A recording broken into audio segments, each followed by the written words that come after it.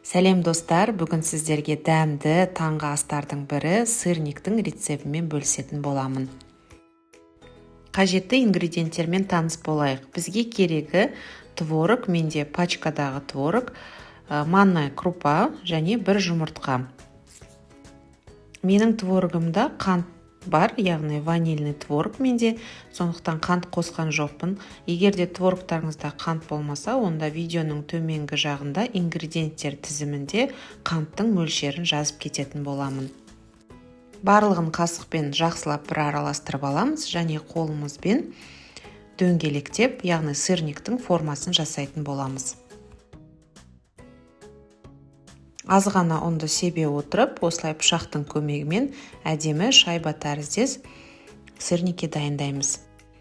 Дайындап алған сырниктарымызды морозильникке салып қатырып аламыз, себебі қуыру барысында формасын жақсы ұстайды, сондықтан міндетті түрде морозильникке салып осылай қатырып алыңыздар.